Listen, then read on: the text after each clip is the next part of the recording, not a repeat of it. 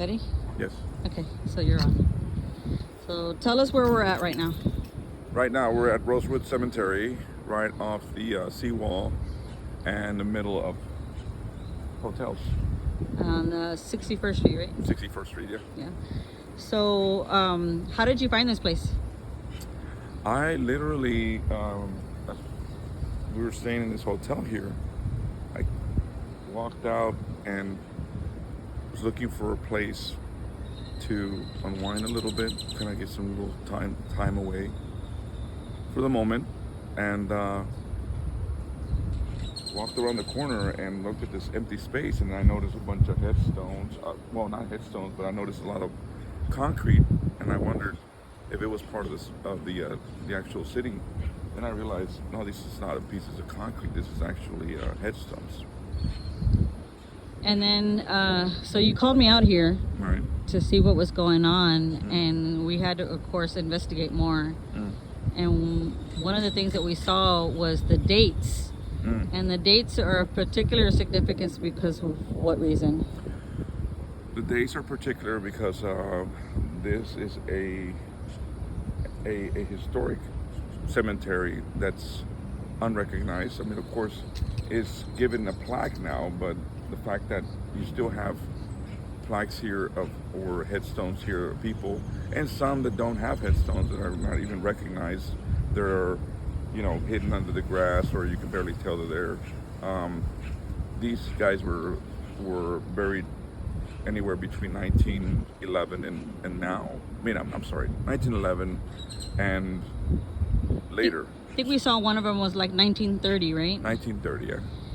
But these were people who were born in the mid 1800s to late 1800s. 1837 is probably the youngest one. So I'm gonna take a video or continue with the video so that you can see the land that we're on, but we'll keep talking about why this particular cemetery is really important to mankind and to history, and to recognizing and giving our ancestors, I guess, a restful and a peaceful place to for their families to come, if they still have families who are alive.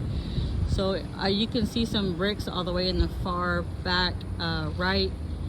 Behind those palm trees is an upright mausoleum, which is almost like the style in Mexico when they bury above ground. But I'll post some pictures that you can see it, because we did take pictures. And then over here, that upright piece of brick there shows the dedication of the cemetery, and then you can see other plots right there. And I know that you can see the debris in the video, because as we went to each plot, we noticed that some were just like toppled over, some were cracked. And then we found like literally loose pieces of cement that had to represent at one time someone's resting place.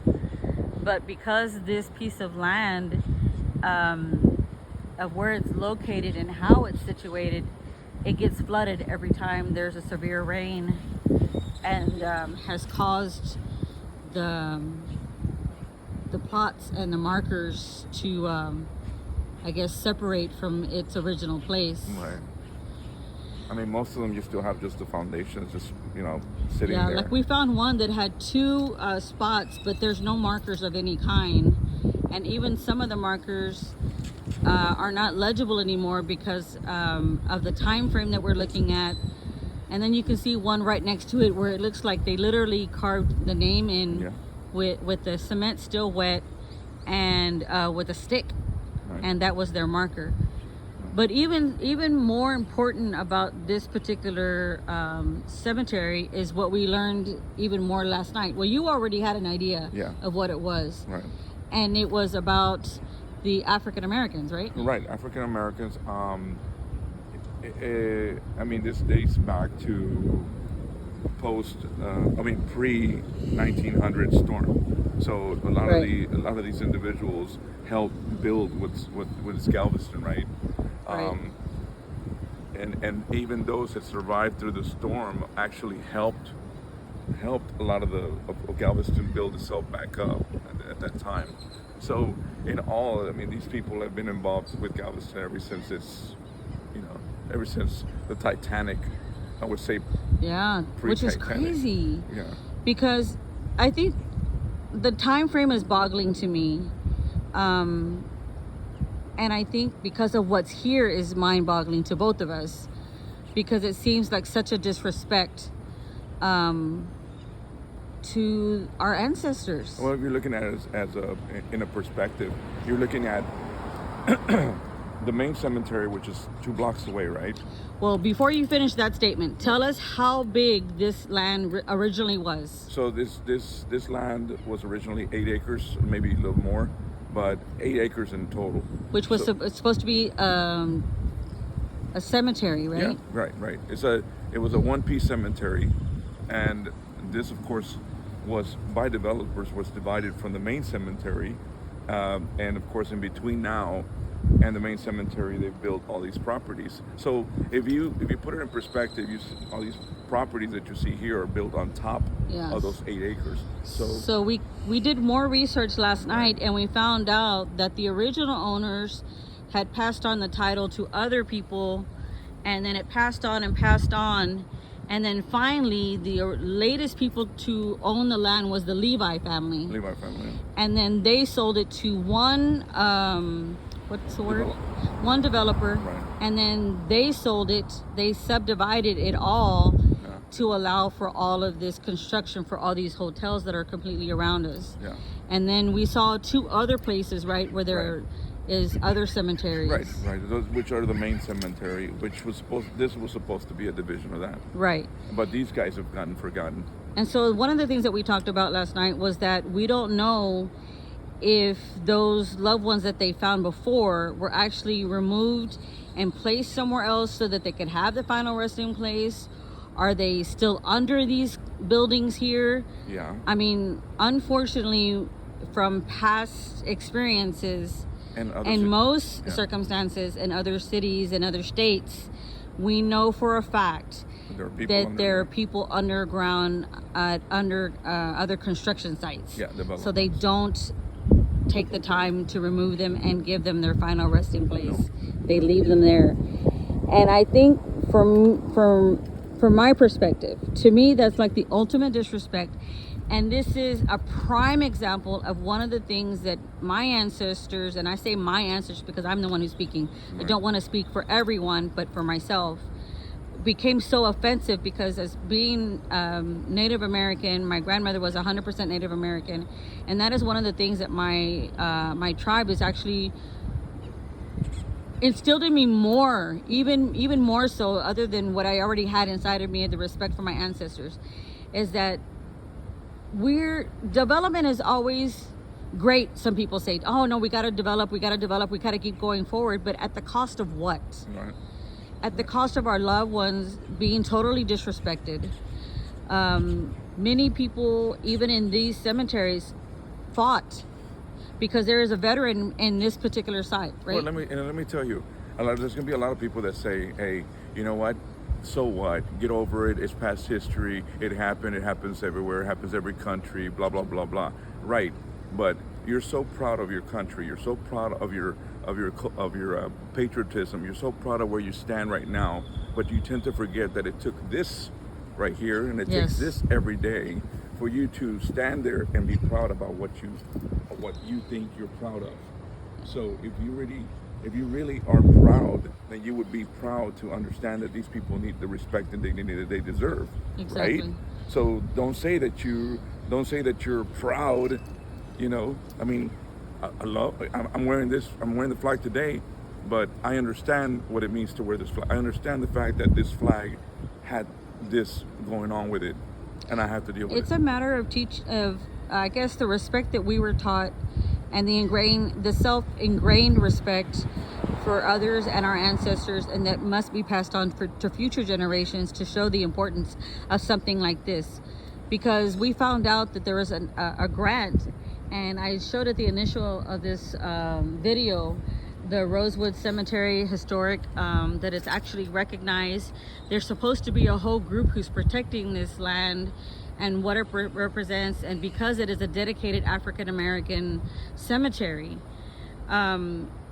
I've said it many times before, when it comes to music, we have to know where we came from to know where we're going.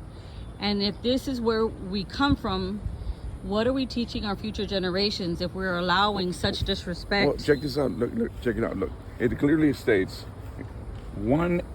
just over 1 acre of the original cemetery property was donated to the Galveston Historical Foundation in an effort to preserve what was left of this important site.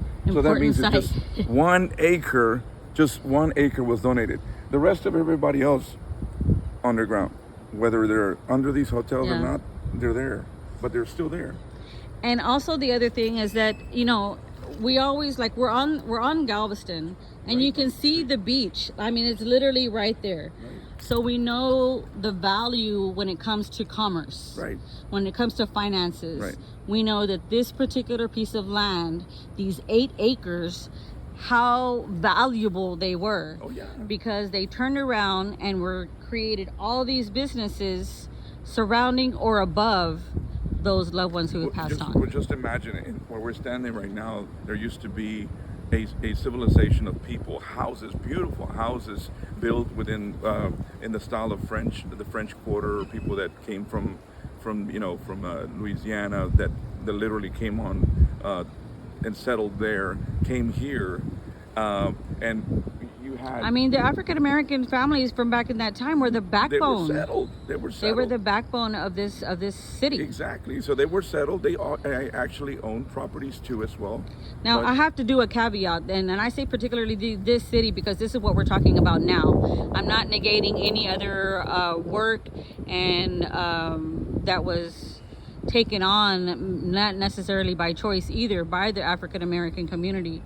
But because we're specifically talking about this cemetery and the historical significance, this is why I'm saying this particular. But I want to go over there to those 2 plots that we found.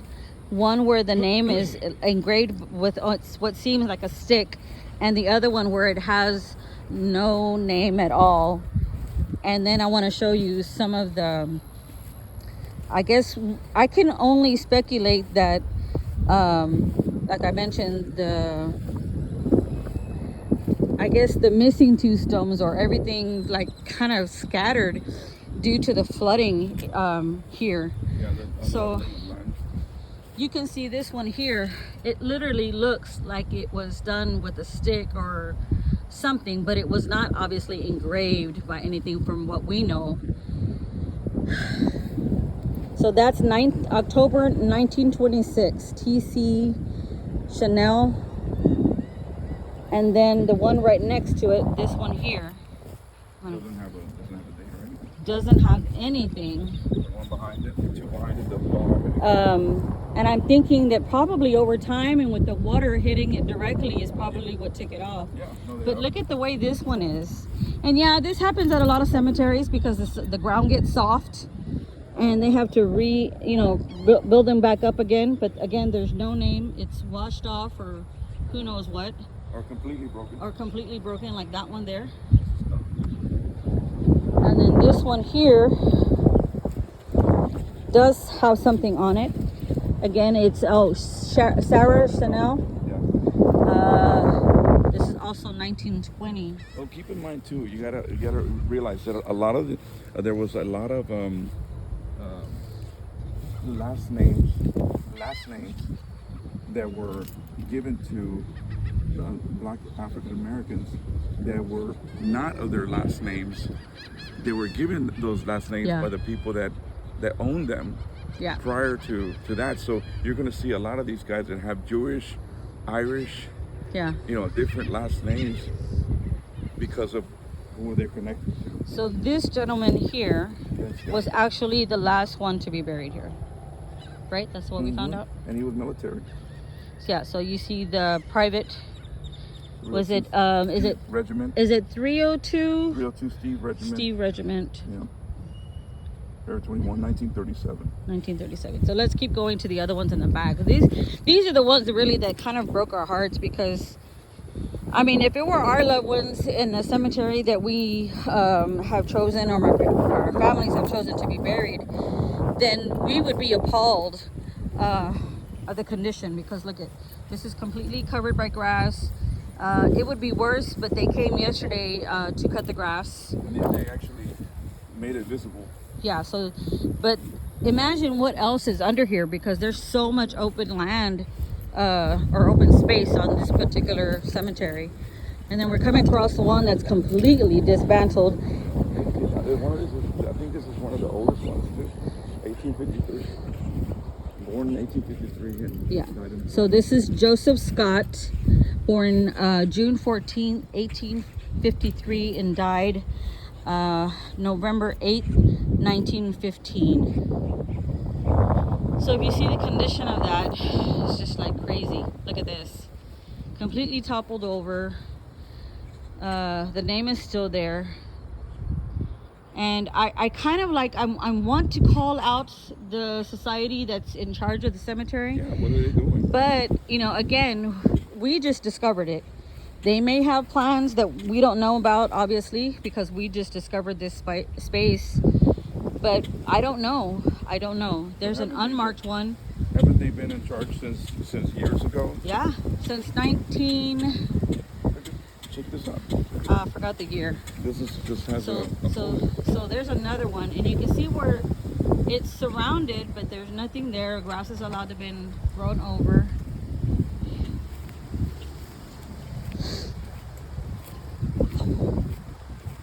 And then we're gonna go to the mausoleum that's over here.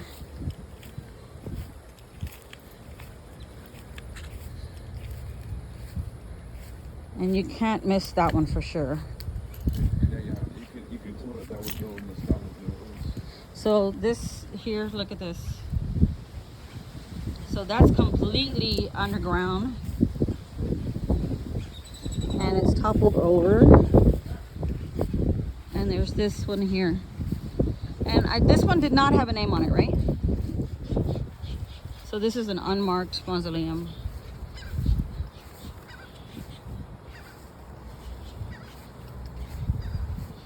So no name at all. It looks like that might be the place where something was. Oh, written, yeah. Little plaque. Yeah. But And then over here, you'll see more concrete slabs. They may or may not have been something, we don't know. Here's some other ones. that was a big mausoleum right there. You see those? That was the biggest probably mausoleum right there. It's got the entry point right here. Yeah. This is the door. This is the actual door to the structure. So there's that. Look at this. Yeah. So this is, It's like four in a row. yeah.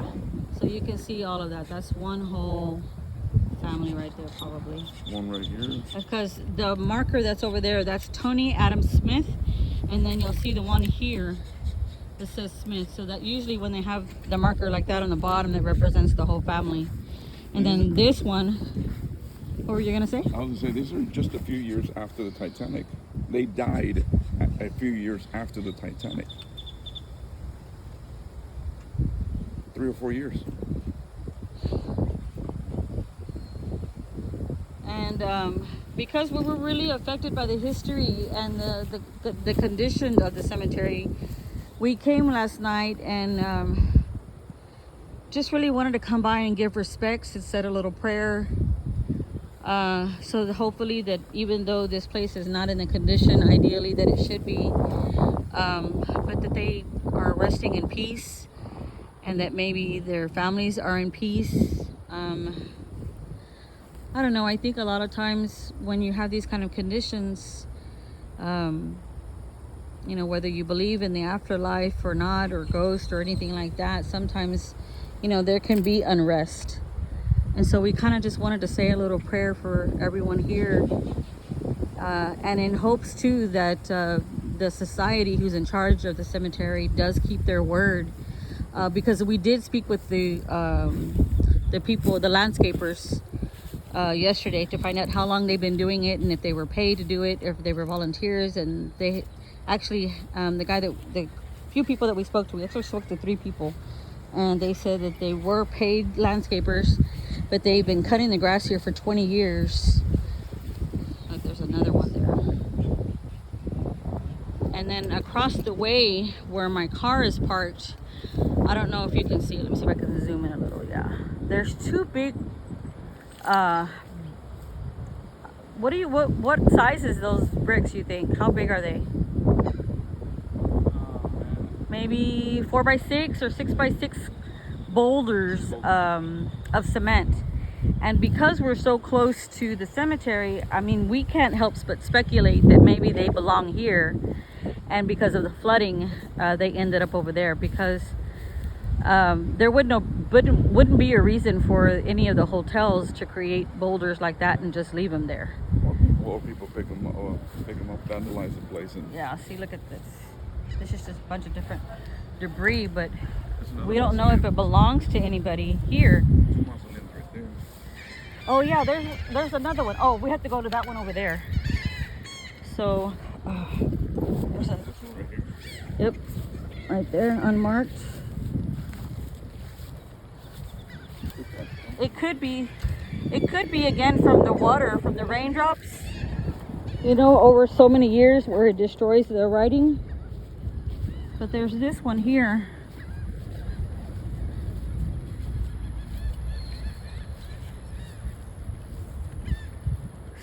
I still say someone must have come and left that there. It's because of the way it's positioned.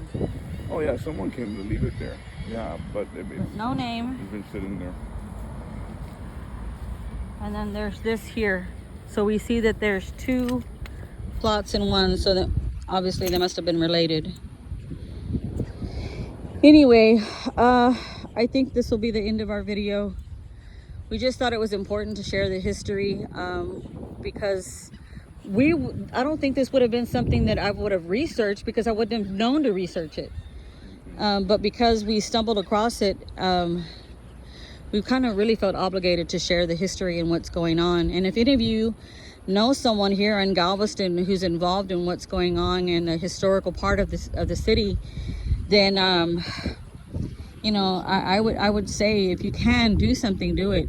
If you can write a letter, write a letter. If you can make a phone call, make a phone call. You know, what gets me is that every single one of these people in the cemetery is a father. Yep. Is a mother, is related to somebody who's out there in this world right now. Yep. Who gave their blood to have their, you know, their family tree keep going. And shoot, is that where we're ending up at? Yeah. Alrighty, well, I don't want to end this on a gloomy note. I do want to say thank you to the Rosewood Cemetery for at least recognizing it with a marker, a historical marker, and for maintaining the grass cut to see the plots. I would beseech them to continue their effort in protecting this piece of land and this cemetery, and these family members' remains, who should be continued to be respected, even though this is not the ideal place due to how it's positioned. And the reason why I say that, let me turn around, because I mentioned all the flooding. So if you can see, this part over here is raised. So it's raised over there. It's raised, I would say, a good, what, 5 feet? 5 feet. So anytime the rain comes, this is the first place it starts to collect.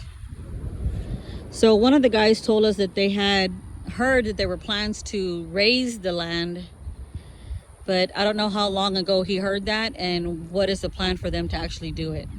If they're going to raise the land, I mean, what are they going to do with it? Yeah, they'll have to untomb everybody. But I want to say I'm grateful to learning about this, because I want to do more research. We took pictures of the names that we did see, and I want to learn more about these people because they had a part in history. And if you're a history buff, then maybe you'll do the same. And if you find anything out, let us know. All right, we're again here in Galveston, going to enjoy the beautiful day. The sun is out, the breeze is here, and we're gonna go have breakfast. All right, I hope y'all have a great day. Bye.